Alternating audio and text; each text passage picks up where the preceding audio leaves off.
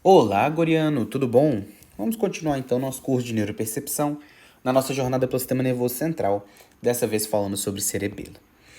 Bom, cerebelo, eu percebi no meio do processo que nosso material de apoio está com um leve defeito de digitação, né? Mas o cerebelo vai ser a última estrutura, a sétima estrutura do sistema nervoso central que nós vamos estudar. E ela vai ser responsável pela recepção, origem, assim como o telencéfalo. Então é como se fosse um pequeno telencéfalo. Daí o nome cérebro, cerebelo, um pequeno cérebro, certo? Anatomicamente, não tem uma extensão muito grande esse cerebelo. É maior que as outras estruturas. É maior que o tronco, é maior que a medula, né, por assim dizer, em diâmetro. Mas ela é bem menor que o telencéfalo. Então, por isso o nome, né? Lembrando sempre que a junção telencéfalo com cerebelo dá origem ao sistema nervoso suprassegmentar, que é diferente de medula e tronco, né? Não são coisas que estão conduzindo o impulso, mas sim coisas que são terminais para aquele impulso. Tranquilo? Bom, quanto à macroscopia, vocês vão perceber que eu tenho a divisão dela em lobos, né? Então eu tenho uma fissura posterolateral, que vai basicamente cortar, né, esse cerebelo, e aí vai delimitar para mim o corpo do cerebelo e um lobo flóculo-nodular. No corpo do cerebelo eu tenho uma parte que é anterior e uma parte que é posterior. Então eu tenho dois lóbulos diferentes, certo? Ao passo que eu tenho no lobo flóculo-nodular uma estrutura média, né, que fica entre esses dois outros lobos, que compõem o corpo do cerebelo. Beleza? Funcionalmente, a gente tem esse corpo do cerebelo conectadas, funcionalmente, né, com conexões de cérebro-cerebelo e espino-cerebelo. Então, eu tenho uma zona lateral, uma zona intermédia e uma zona mediana ou medial. Todas essas zonas estão conectadas lateral com o cérebro-cerebelo. Eu vou explicar essas conexões no futuro, só para vocês terem noção. Cérebro-cerebelo. E a zona intermédia e medial com espino-cerebelo. Ao passo que o flóculo nodular, que é esse lobo azulzinho do meio, ele tem conexões com o vestíbulo cerebelo, certo? Então eu tenho conexões específicas com cada uma dessas coisas, né? Cada uma dessas estruturas anatômicas. Tenho também os núcleos cerebelares. E esses núcleos cerebelares, eles vão dar uma noção pra gente no futuro, quando eu falar de conexões, quando eu começar a citar aqueles nomes córtico, dento, estriado, tal. Esses núcleos são importantes para isso. O que é um núcleo cerebelar? É um corpo de neurônios, certo? É um conjunto de substância cinzenta, de corpos celulares de neurônios, que vão percorrer esse cerebelo. Então eu tenho os núcleos cerebelares, tenho o núcleo fastigial, o denteado e um interpósito. Então o primeiro deles que nós vamos falar é esse fastigial. O fastigial, ele está no plano mediano, certo? E ele vai estar sendo responsável por conectar, né, as fibras que dão origem à manutenção da postura e, consequentemente, equilíbrio, certo? Então, o fastigial vai estar participando dessa sinapse. O denteado, ele está mais lateral e ele está relacionado com a coordenação de movimento. Então, denteado, que segundo a mente conturbada do Ângelo Machado parece um dente, né? Mas tudo bem. E por último, a gente tem o núcleo interpósito, que ele é composto, na verdade, pelos globosos e pelos emboliformes. O que acontece? Ele está localizado entre os outros dois núcleos, certo? E ele vai controlar a musculatura pendicular. Se você parar para pensar, o equilíbrio ele é mantido pela musculatura pendicular também. Então, o fastigial ele vai ter, na verdade, ambos esses, né? Por que ele está localizado no meio dos dois? Porque os dois, tanto para coordenar movimento, que é função do denteado, quanto para fazer equilíbrio, que é função do fastigial, ele precisa do controle da musculatura apendicular, certo? Então, todos os núcleos cerebelares, eles têm relação íntima entre eles, porque eles precisam uns dos outros para atuar, certo? Quanto à cita arquitetura, eu tenho uma conformação muito parecida com o que a gente viu no telencéfalo. Então aqui eu tenho uma camada molecular que vai ter aquelas fibras paralelas entre si, que tem células estreladas e células em cesto. O que essas células são? As células estreladas vocês já conhecem, né, do telencéfalo. Mas essas células são células que estão basicamente contornando as células de Purkinje. Como assim? Lembra lá quando eu falei de substância... Olha o exemplo. Lembra lá quando eu falei de substância branca, certo? De formação reticular, que era tudo aquilo que estava em volta dos tratos e vias? É basicamente isso. O que compõe o cerebelo de fato é essa camada molecular, certo? Ela que ocupa espaço. Em segundo lugar, a gente tem a camada granular. Essa camada granular, ela tem grânulos, né, as estruturas denominadas grânulos do cerebelo, que elas realizam sinapse com as células de Purkinje. OBS, as células de Purkinje são as células mais importantes do cerebelo. E essa sinapse da camada granular é de caráter inibitório, então ela inibe a célula de Purkinje, certo? Beleza, então as células granulares, elas vão inibir as células de Purkinje, beleza? Ponto. E por último, a camada de Purkinje. E a camada de Purkinje são as células efetoras, né, em si, que vão, consequentemente, promover, né, dar o start nas vias cerebelares. Então, como é que isso vai se dar, Otávio? Como é que essas camadas vão atuar? Vocês vão pensar nas fibras que estão conectando. E essas fibras, elas têm duas origens. Elas podem ser musgosas ou elas podem ser trepadeiras. As fibras musgosas, elas têm um caráter mais generalista, certo? Ela vem na célula granular e faz sinapse excitatória com essa célula granular. Ao passo que ela também faz sinapse com os núcleos centrais dos neurônios do próprio cerebelo, certo? Qual que é a da fibra musgosa, então? Ela vai excitar os núcleos centrais e a camada granular. Então, ela promove alguma efetividade, certo? Então, ela foi lá, excitou o próprio núcleo do neurônio e excitou a camada granular. O que a camada granular faz? Inibe células de Purkinje. Então, a fibra musgosa, ela serve como um start. Porque a célula de Purkinje, se vocês observarem, ela está fazendo como se fosse uma inibição dos núcleos centrais, certo? Elas estão fechando esse núcleo central. Ao passo que a fibra trepadeira, ela faz uma excitação da célula de Purkinje. Então, a fibra musgosa excita a célula granular, que inibe Purkinje, e permite com que a sinapse ocorra do núcleo central. A trepadeira é o contrário. A trepadeira se enrola na célula de Purkinje, ativa ela. E a ativação da célula de Purkinje promove uma inibição do núcleo central. Portanto, eu travo a sinapse. Então, se for uma ação indesejada do plano motor, eu travo a sinapse para aquela e impeço que aquele movimento do plano motor, por exemplo, vou fazer uma flexão de bíceps. Preciso do meu tríceps atuando? Não, eu preciso do meu tríceps relaxado. Então, a fibra trepadeira vai complementar a ação da musgosa, inibindo a contração do tríceps no plano motor, certo? Tudo está atuando em conjunto. Então, se eu tenho a musgosa excitando, né, inibindo o Purkinje para que ocorra o movimento, e a trepadeira impedindo o movimento por excitar Purkinje, eu tenho a execução, né, a organização do plano motor.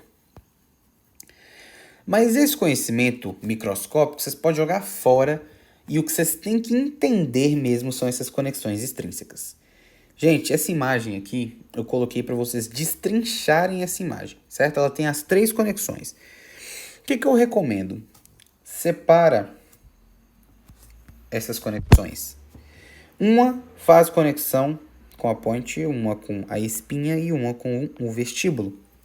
Então isso aqui vai ser extremamente interessante para vocês perceberem o que essas conexões extrínsecas fazem.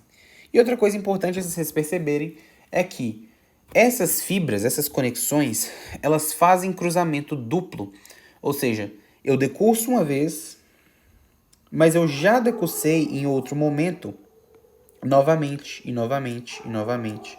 Então, geralmente, as fibras do cerebelo, elas são de transmissão direta, Porque elas cruzam duas vezes. Então ela cai na medula, cruza e depois cruza novamente para chegar na mesma porção do cerebelo, certo? No mesmo hemisfério cerebelar. Então, se eu tive alguma coisa na medula do lado esquerdo que eu precisei conectar com o cerebelo, eu vou processar isso com o cerebelo, da parte do cerebelo esquerda, certo?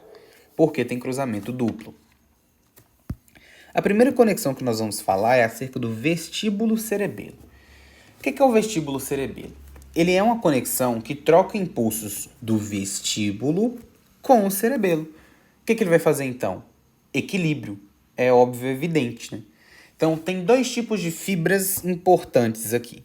A primeira delas são as fibras aferentes. Elas vão vir pelo fascículo vestíbulo cerebelar, que tem origem no sistema vestibular e cai para o cerebelo, certo? Elas vão chegar lá pelo lóbulo flóculo nodular.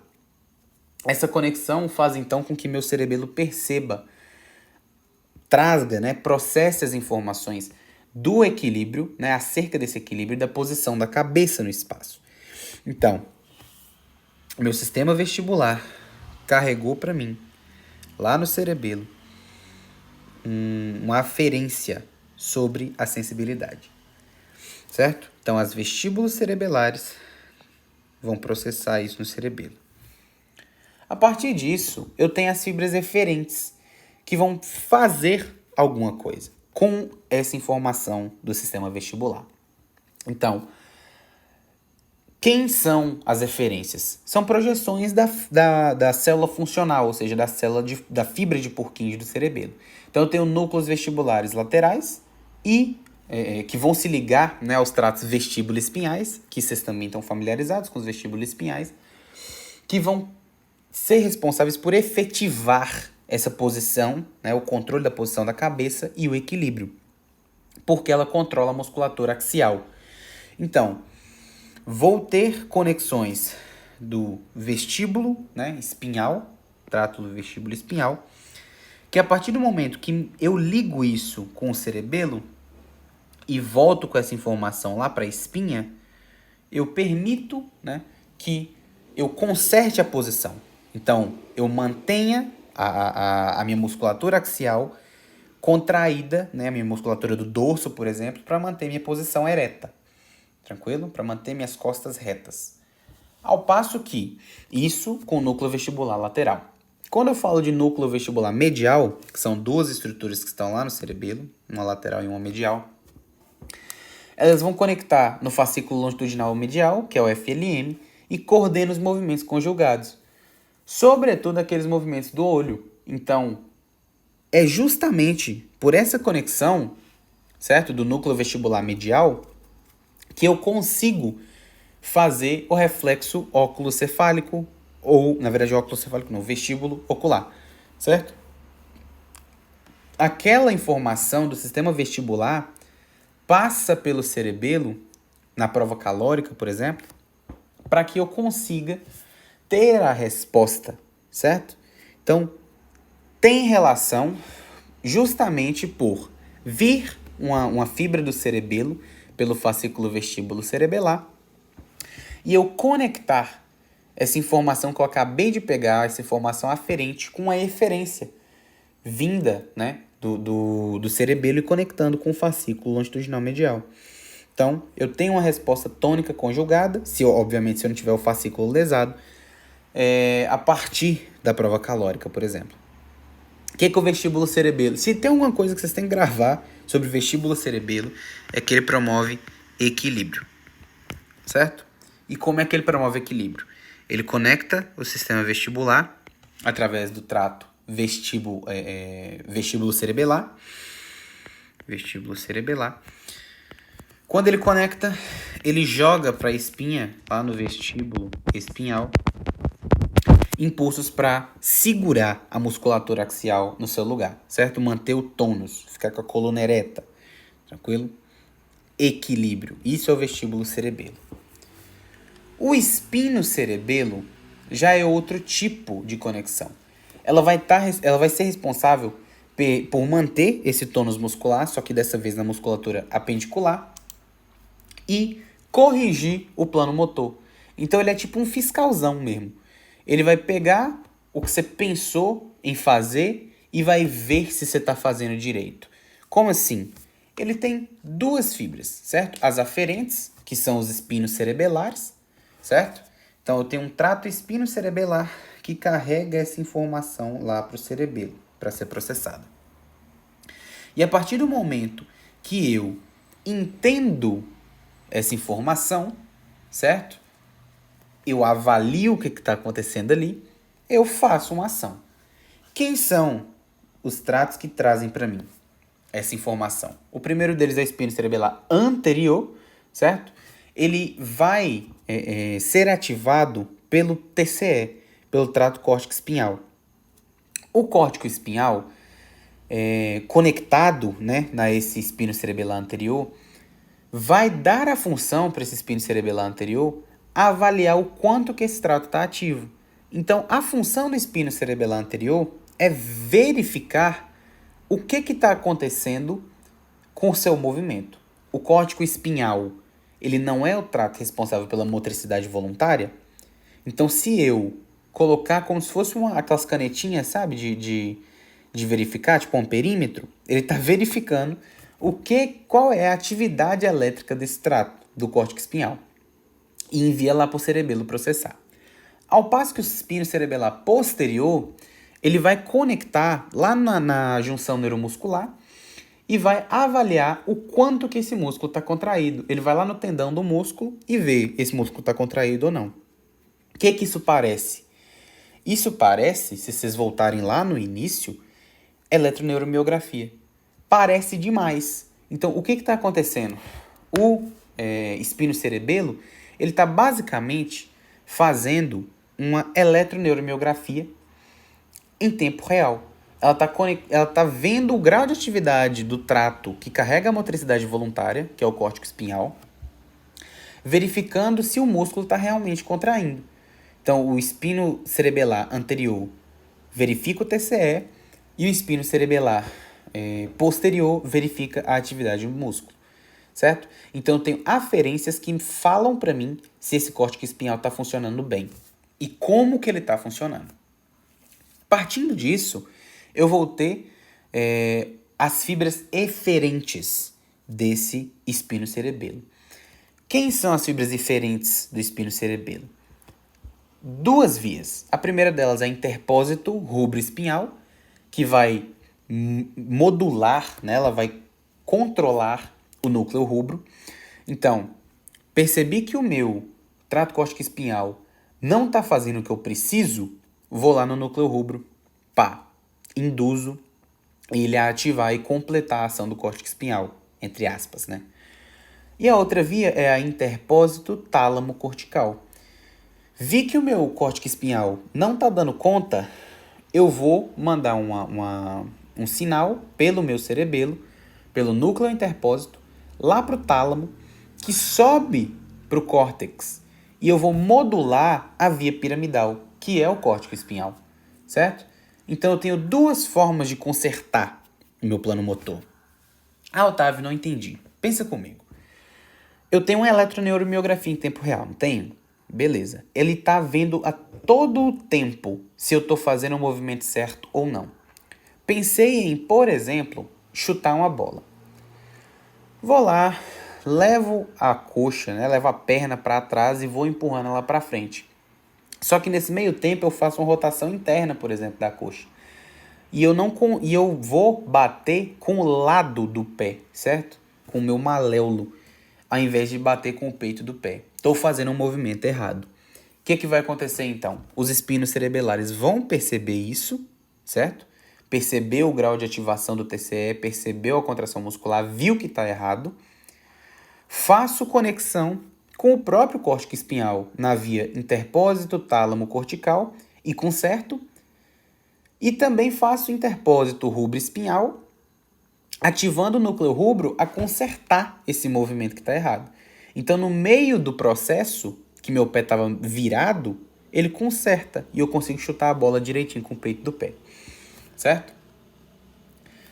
Vocês têm que lembrar que esse trato, portanto, ele a maior coisa que ele faz é correção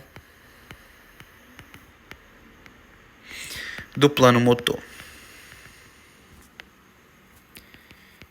Por isso que o cerebelo faz a integração da coordenação de movimento. Quando você está testando por exemplo, prova index, nariz, é isso que você está testando, certo? Beleza.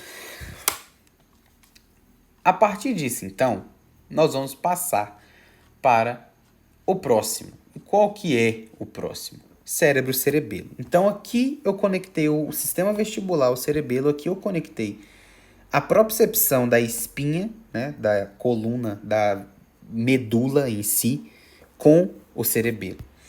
E o que o cérebro-cerebelo vai fazer? O cérebro-cerebelo é o responsável pelo plano motor em si, porque ele conecta o cérebro ao cerebelo. É ela que vai executar coordenadamente os movimentos, certo? Gente, plano motor é um conceito, certo? Então teve um brother lá em 1968 que chegou e falou: o fato de eu pensar em fazer uma coisa e meus músculos saberem exatamente o que fazer é plano motor, certo? Então essa conexão cérebro-cerebelo, ela vai ser responsável por todo o movimento voluntário do corpo. Ou seja, se a execução dela é feita em sequência, e se eu preciso levantar meu ombro, fazer supinação da mão e contrair o bíceps para eu fazer uma contração, para eu fazer uma flexão de bíceps, isso é um plano motor, certo? Então as conexões dela são aferentes a partir do circuito córtico-ponto-cerebelar. Então, o que está falando para mim isso? Eu vou ter a minha área pré-motora lá no telencéfalo, certo? Tenho a minha área pré-motora no telencéfalo. E minha motora primária também. Vou descer com o estímulo até o cerebelo. Só que antes eu vou passar pela ponte. Então, córtico, ponto. Parei na ponte. Cerebelar. Então, prossigo da ponte. Lembra que a ponte tem os pedúnculos cerebelares? Então, através do pedúnculo cerebelar médio, eu vou conectar lá no cerebelo. Beleza? Então, córtico, ponto, cerebelar. Conectei a minha área motora com o meu cerebelo, falando para o cerebelo qual é o movimento que eu quero fazer. E o cerebelo vai fazer o quê? Organizar essa sequência. Então, ele vai lá ver esse plano motor que a área motora falou, né, que ela sugeriu esse plano motor. E a partir disso, o cerebelo faz uma conexão dentotalâmica cortical. Então, ela joga pro núcleo denteado do cerebelo, sobe até o tálamo, dentotalâmica, e do tálamo ela sobe para a área motora. De novo. E ela dá um joinha, certo? Ela fala, pode fazer, põe em prática. A partir disso. Então eu tenho córtico, ponto, cerebelar. É a área motora falando para o cerebelo o que ela vai fazer. E depois eu tenho dentotalâmico cortical, do cerebelo para a área motora falando, tá certinho, tora o pau, pode botar em prática, faz esse trem aí. Beleza? Então, essa é a conexão cérebro-cerebelo. Entenderam? Isso aqui mata qualquer questão e se você aplicar, logicamente, você consegue qualquer coisa de cerebelo. Então, eu tenho uma conexão do cerebelo com equilíbrio por conta do vestíbulo cerebelo. Tenho um fiscal, que é o espino cerebelo, certo? Que me dá propriocepção para o cerebelo. E tenho um executor lá no cerebelo, que faz o meu plano motor. Beleza? O cerebelo também tem umas funções que não tem nada a ver com motricidade. Então, tenho dois tipos de funções, né? As funções conectivas foram essas que a gente viu, né? Manutenção da postura de equilíbrio, tônus, coordenação de movimento, plano motor. Porém, tem as funções não conectivas. A primeira delas é a aprendizagem motora. A gente vai lançar a mão daquelas fibras trepadeiras, né? Que vão fornecer um sinal indicativo de erro. Vocês lembram que as fibras trepadeiras, elas inibem o movimento? Elas ativam a célula de Purkinje e, por consequência, faz a inibição do núcleo cerebelar? Exatamente isso que vai acontecer. Então, se você fez uma ação que deu errado, você pensou no plano motor, nossa, vai dar certo demais. Aí, na hora de fazer, errou, né? Deixou o copo cair, ou então quebrou alguma coisa, deu um erro no plano motor, você usa a fibra trepadeira para ir lá e inibir aquilo. E o fato da fibra trepadeira inibir uma ação errada faz com que você monte um padrão. Ou seja, você sabe que aquele movimento é errado, você teve o instinto de corrigir aquele movimento através do espino cerebelo. Então aquele movimento passa a ser um movimento que você não vai fazer novamente, certo? Obviamente que tem uns que demoram mais que outros, né? Mas geralmente dá certo. Então tem aquele próprio Kiel, né, que fez o plano motor, o conceito de plano motor, ele montou as fases do controle motor, que é essa aprendizagem motora. Então a primeira fase é a fase de mobilidade. A fase de mobilidade é quando você faz o movimento, certo? Quando você inicia aquele movimento. E você pode ou não errar aquele movimento, mas é a primeira fase. A segunda fase é a estabilidade. O que é a fase da estabilidade? É quando você entende o que você acabou de fazer, certo? Por exemplo, vou escrever uma coisa. Pego a caneta, vou no papel e vou direitinho no papel sem encostar nele antes de escrever. Aí eu encosto a mão e começo a escrever. Se eu tivesse pegado a caneta e batido no papel antes, eu teria feito um movimento errado. Sujei minha folha, certo? Então eu entendi qual é o meu erro, eu entendi qual que é o acerto. E se eu consigo realizar aquele movimento grosseiramente, sem falhar, é por conta da fase de estabilidade. Depois disso, eu tenho mobilidade controlada, que é a terceira fase. Mobilidade controlada é quando eu faço aquela atividade sem restrição, ou seja, eu não faço aquela atividade errando. E eu também não fico pensando demais. Eu tenho noção do que eu tenho que fazer, mas eu não estou focadaço naquilo, certo? E por último é a fase de habilidade. A fase de habilidade é aquela que você faz aquilo sem prestar atenção, certo? Então vamos pensar. Vamos colocar num exemplo. Escrever, ou melhor, andar de bicicleta. Nós estamos lá tentando andar de bicicleta. Você sabe que você tem que girar o pedal com os pés enquanto você fica olhando para frente e com o guidão parado, certo? Sem virar guidão. Isso é a fase de mobilidade. Aí você foi lá, tomou um tombo. Primeiro tombo de bike a gente nunca esquece. Então a gente entendeu a lógica. Você entendeu que não dá para você ficar parado com o pé no pedal, sendo que a bicicleta tem duas rodas e você vai cair no chão de lado. Essa é a fase de estabilidade. Você entendeu isso em sua cabeça, certo? Você conseguiu lá dar umas pedaladas e tal, você estava tremendo todo na bicicleta, mas você estava conseguindo ir em linha reta sem cair. Estabilidade. A partir daí, você consegue pedalar sem tremer, mas você está travado na bicicleta, assim, ó. Você tá apertando o guidão, você tá sentado lá com as pernas fechadas e pedalando e com medo de cair. Essa é a fase de mobilidade controlada. Você consegue fazer, mas você tá ali focado em não cagar aquela coisa que você tá fazendo. E por último, a fase de habilidade, que é como a maioria das pessoas tem com andar de bicicleta, que é andar de bicicleta, certo? Você não precisa prestar atenção que você tá pedalando. Você não precisa prestar atenção que você está segurando o guidão na posição reta. Você só sabe o que está acontecendo, certo? Isso é aprendizagem motora. E por último, as funções cognitivas do cerebelo, né? Através daquelas conexões do cérebro-cerebelo, eu vou ativar o córtex pré-frontal para processar informações.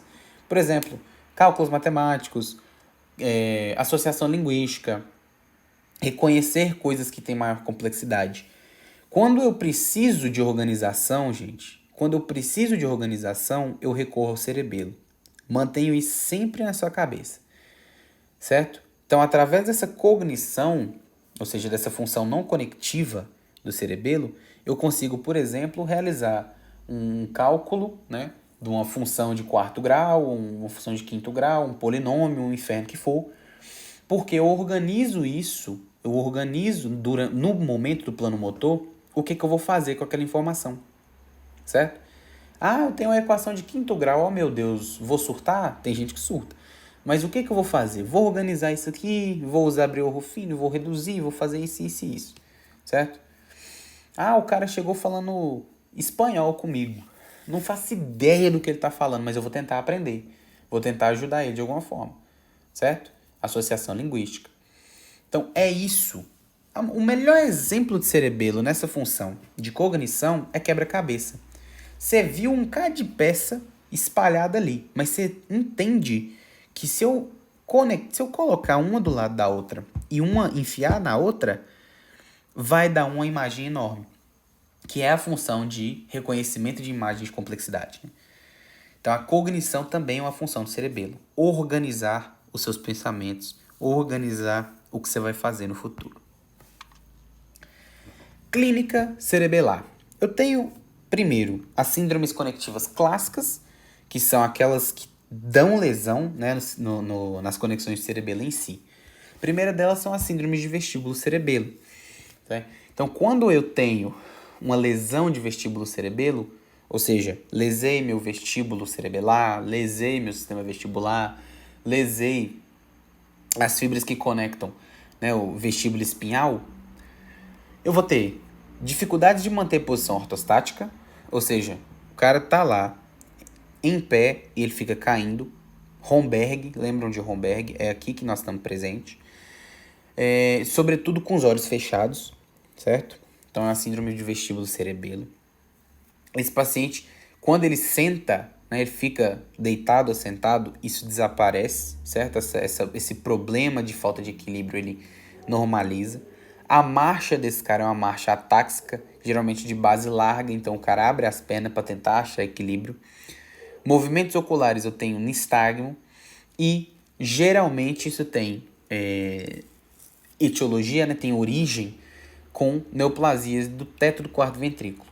Então, o teto do quarto ventrículo aumentou, certo? Tem um tumor lá dentro. Eu vou estar comprimindo o pedúnculo cerebelar médio. Consequentemente, eu não tenho a ligação do vestíbulo cerebelo, certo? Lembre-se sempre, falta de equilíbrio, marcha atáxica de base larga, nistagmo nos olhos, característico de uma síndrome vestibular, certo? Espino cerebelo. Eu vou ter erro de plano motor, certo? Eu não consigo corrigir esse plano motor, tranquilo? Geralmente, esse espino cerebelo ele funciona com feed forward, ou seja, ele corrige o erro antes de acontecer. Lembra que meu pé estava virado antes de bater na bola? Aí ele, corrigiu e eu consegui chutar certo. Então eu uso a propriocepção para prevenir esse erro. Se eu lesar, né, esse espino cerebelo, eu leso o espino cerebelar, ou eu leso as conexões que o cerebelo faz com o núcleo rubro ou com o TCE, eu não faço a correção desse movimento. Então eu deixo o erro acontecer. Geralmente, né, o que mais é normal é eu tentar corrigir esse erro e eu errar de novo, certo? Eu oscilar movimento. Então, a síndrome de espino cerebelo ele tem origem naquele tremor trigeminal, que é quando você, por exemplo, o exemplo clássico, você tenta pegar uma xícara de café e você vai e pinça a xícara para tentar pegar a alça dela, né, e erra. E aí você tenta pinçar de novo e você começa a tremer a mão, porque você está errando. Você errou uma vez o plano motor, você tenta corrigir e erra de novo. E vai errando, errando, errando. Erros de profundidade, erros de tremer, de tremor. Manter. O que é um tremor? É você errar várias vezes o movimento, certo? Tremor trigeminal. No final do movimento, quando você está na fase crítica entre pegar ou não a xícara, certo? E o cérebro cerebelo, você vai ter disfunção de execução motricial. Então, o cara vai ter atraso no início do movimento, então ele pensa demais antes de começar, ele levanta a mão assim, ele fica parado e depois ele pega a xícara. Decomposição de movimento. Então, o cara, para conseguir pegar essa xícara, ele tem que levantar o ombro dele, depois ele faz uma flexão de bíceps, ele leva a mão lá na frente. Então, todo o movimento, ele é decomposto. Tem disdiadocoxinesia, que é dificuldade em realizar movimento rápido e alternado. Então, você pede o cara para fazer uma prova index-nariz, index-index, ou então prova calcanhar-joelho, e ele não consegue, certo? Então, ele tenta e tudo sai errado. Ele bate a mão na cara no index-nariz, ele erra seu dedo no index-index, ele bate na canela para doer na prova calcanhar-joelho, certo? Tem aquele sinal de rechaço. O que é sinal de rechaço? Quando você pega o braço do paciente, pega assim o punho, o pulso dele, fala, faz força. Aí ele faz força e você solta a mão dele do nada, rapidão, e ele bate na cara dele. Isso é sinal de rechaço. Significa que ele tem incapacidade de controlar o quanto ele está fazendo flexão de bíceps. Ele não consegue parar a flexão no meio. Tremor trigeminal também, geralmente no final do movimento. Por quê? Porque ele não consegue organizar esse movimento, ele não consegue fazer certo desde o início, certo? E dismetria, ele perde noção de espaço. Então o cara ele não sabe precisar, né? Ele perde a noção de profundidade. Clássico de cérebro cerebelo. Ah, Otávio, como é que eu diferencio espinho cerebelo e cérebro cerebelo? O espino cerebelo geralmente só tem o tremor, certo? O tremor trigeminal. O cérebro cerebelo é bem pior, certo? Mas geralmente vocês vão ver mais cérebro cerebelo. Gente, isso aqui é extremamente importante. Vocês têm que entender isso para essa sessão. As ataxias. Ó, eu tenho basicamente, né? Na verdade, qual o conceito de ataxia? Ataxia é um distúrbio de descompasso e descoordenação de movimento. Então, é quando eu vou fazer alguma coisa, eu vou andar e não consigo andar direito. Eu fico caçando equilíbrio, eu ponho um pé na frente do outro, piso no meu pé, faço qualquer coisa exceto andar direito.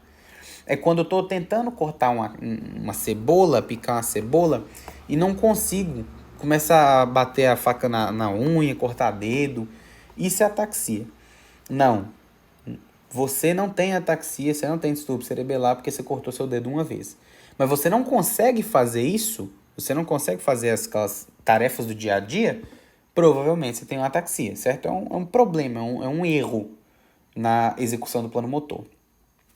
São 5 estruturas que vão fazer o controle desse plano, do movimento em si, né? Da execução de movimento. A primeira delas é a via vestibular, que ajusta o corpo quanto à posição e equilíbrio, certo? Então, o vestíbulo me fala se eu estou ou não olhando para o lugar certo, com a posição da cabeça no lugar certo, certo? Indicando para mim, através do sistema vestibular, se eu estou correto, certo? Via óptica é a segunda, certo? E ela vai dar pra gente uma visão, né? É a via óptica, mas é um tipo de propriocepção. E eu coloco propriocepção entre aspas. Porque não é uma propriocepção em si, mas é um ajuste visual. Você percebe quando, por exemplo, você está com a cabeça virada, né? Você está com a cabeça em 15, 20, 30 graus, você percebe que você está olhando um negócio e ele está torto. Então você conserta a cabeça. Então se o cara tem uma lesão em algum outro esquema, né? No cerebelo, na via vestibular, ele consegue compensar olhando.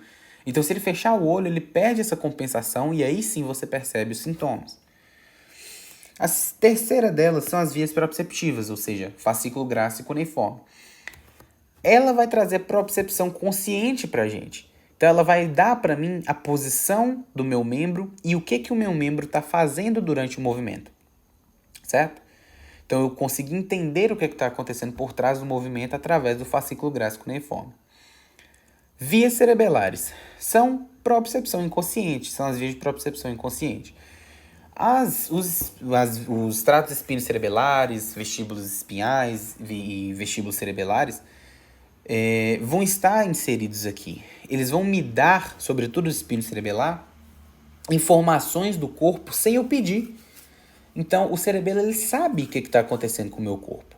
Através do espino cerebelo, ele consegue perceber durante o próprio movimento o que eu estou fazendo, se está certo ou se não está. Certo? Então, se eu leso uma via cerebelar, eu perco a capacidade de consertar. O meu cerebelo não sabe o que o meu corpo está fazendo e, consequentemente, fica uma ataxia. E, por último, a parte frontal, né? As conexões com o lobo frontal. No lobo frontal, eu tenho a área pré-motora. E na área pré-motora, eu vou ter conexões com as demais coisas, né? Esses demais itens que regulam o movimento. Então, a pré-motora, ela é ligada no circuito motor, lá nos núcleos da base, ela é ligada nas vias cerebelares de plano motor. Então, tudo isso tem conexão com a área pré-motora no frontal. Então, se eu lesar a frontal, eu perco a capacidade de fazer o meu plano motor, certo? E, consequentemente, eu não consigo coordenar meu movimento. Então, de qualquer forma que isso acontecer, eu vou perder a capacidade de fazer o meu movimento. O que acontece quando eu tenho uma ataxia vestibular? O que é normal na ataxia vestibular? Geralmente ocorre em lesão do próprio vestíbulo ou no craniano oitavo, ou vestíbulo coclear, ou então uma lesão pontina, né, naquele circuito vestíbulo-ponto cerebelar. O que acontece então?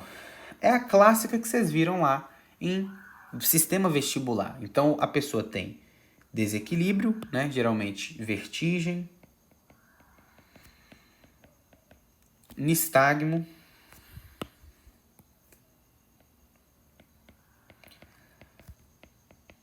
e náuseas. O Romberg dele vai ser um Romberg positivo com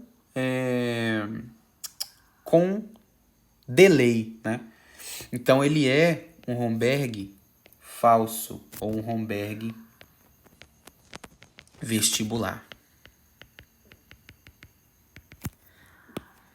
A via óptica, quando ela está lesada sozinha, ela não vai dar uma ataxia, né? Porque ela é uma via de correção. Então ela não gera ataxia se lesada sozinha. Nas vias proprioceptivas, aí sim eu tenho algo que dá uma ataxia, né? Se eu acometer as conexões proprioceptivas, né? Fascículo grácil e fascículo cuneiforme, eu vou ter problemas, né? Geralmente em virtude de lesão desses próprios fascículos ou então de neuropatias periféricas, tranquilo? Então a lesão de SNP, uma neuropatia. Geralmente, o que eu tenho aqui clinicamente? Compensação visual. Então o paciente ele olha para tudo que ele está fazendo, certo? Ele não consegue fazer um movimento, ele não consegue andar sem olhar para baixo, ele não consegue mexer os braços sem olhar para eles, ele não consegue pegar uma coisa sem olhar, certo? Bota um copo do lado de um cara e fala, pega para mim olhando nos meus olhos. Use sua visão periférica, ele não consegue, certo? Marcha, geralmente, é tabética. Lembra lá da tabes dorsalis? Que você tem... sim. A etiologia mais comum nessa aqui é a VPPB. A marcha tabética, lá na via proprioceptiva, é aquela... Vocês lembram lá de neurosífilis? Vocês provavelmente viram em semiologia. Quando o paciente ele pisa sem saber onde é que está o chão, ele pisa forte... Isso é marcha tabética, certo? Geralmente, o que acontece aqui é um Romberg verdadeiro, certo? Etiologia comum dessa ataxia, baixa de B12, que é desmielinizante, baixa de cobre, tabes dorsalis, que é uma infelicidade, né, da neurosífilis. Na ataxia gerada por via cerebelar, a gente já tem uma diferença. Note que cada uma delas tem suas características. Aqui, eu geralmente tenho disfunções de espino cerebelo, que é minha via de propriocepção inconsciente. Geralmente é dividido pela topografia da lesão no cerebelo, né? Quando eu leso na porção medial, eu perco os núcleos vestibulares e gero desequilíbrio. Quando eu leso na porção lateral, eu tenho disdiadocoxinesia, decomposição de movimento, dismetria, etc. Mas geralmente isso acontece junto, porque o cerebelo não é tão extenso, né? Então o que é comum? Desequilíbrio, geralmente é tontura, né? Não é vertigem. Tenho disdiacoxinesia, que é incapacidade de fazer os movimentos rápidos e alternados, decomposição de movimento multiarticular e dismetria. Etiologia comum, normalmente neoplasia e AVE, muito comum. E por último, das conexões frontais, né? Então, geralmente em virtude de destruição, né, lesão destrutiva desse lobo frontal, eu tenho uma desconexão das áreas motoras com o cerebelo. Então, meu plano motor é dificultado. Então, conexões frontais. Conexão M1 cerebelo. Qual que é a clínica dessa pessoa? Dificuldade de ortostatismo. Se ela ficar muito tempo em pé, fica difícil para ela ficar em pé. Marcha hesitante. E essa marcha hesitante, o cara não consegue andar normal, certo? E quando ele vira, por exemplo, quando alguém chama ele atrás e ele vira, piora. Ele não consegue nem começar. Ele precisa de um tempo para ele entender o que aconteceu. Tranquilo?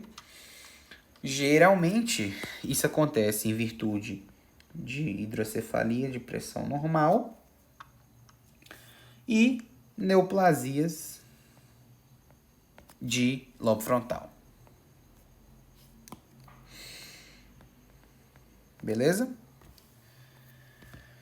Gente, então, isso aqui é o que a gente aborda em cerebelo. Sempre tenham noção de que ele é uma estrutura de organização, certo? Tenham noção de todas as ataxias, que é interessante, é importante. Espero que eu tenha ajudado vocês. Espero que tenha ficado bastante claro para vocês esse conteúdo. E vejo vocês na próxima.